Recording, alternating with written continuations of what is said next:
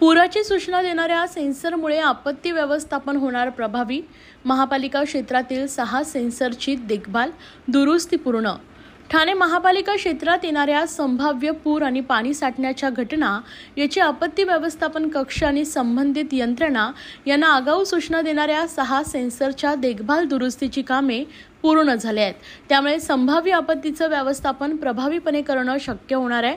ठाणा college, Vrindavan pumping station, Saket pipeline, Mumbra स्मशानभूमी, Hiranandan estate आणि Gaimukh waterfront या 6 ठिकाणी हे स्वयंचलित सेन्सर्स काही वर्षापासून कार्यरत आहेत।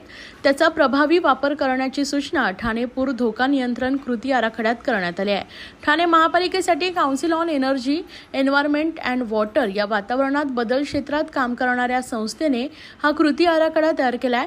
पावसाळापूर्व आढावा बैठकीत या सेन्सरच्या स्थितीची चर्चा झाली होती। पावसाचं प्रमाण जास्त असल्यास त्याची सूचना या सेन्सरच्या माध्यमातून स्मार्ट सिटीच्या इंटिग्रेटेड कमांड अँड कंट्रोल सेंटरमध्ये सूचना दिली जाते। त्यानुसार मग संबंधित विभाग, प्रभाग समिती, आपत्ती व्यवस्थापन विभाग यांना तातडीनं संदेश पाठवले जातात। त्यामुळे पूरस्थिती, पाणी साठणे या आदींचा सामना करणे यंत्रणेला शक्य होते। अतिवृष्टीच्या काळात सखल भागात साठणारे पाणी, भरतीच्या काळात असताना पावसाच्या पाण्याला खाडीत जाण्यापासून होणारा अडथळा, महापालिका क्षेत्रातील पर्जन्य जल वाहिन्यांचे जाळे, नाल्यातील कचऱ्याचा उपद्रव या आदींमुळे वेगवेगळ्या भागात मोठ्या प्रमाणावर नुकसान होते। काही प्रसंगात जीवितहानी होण्याची भीती असते।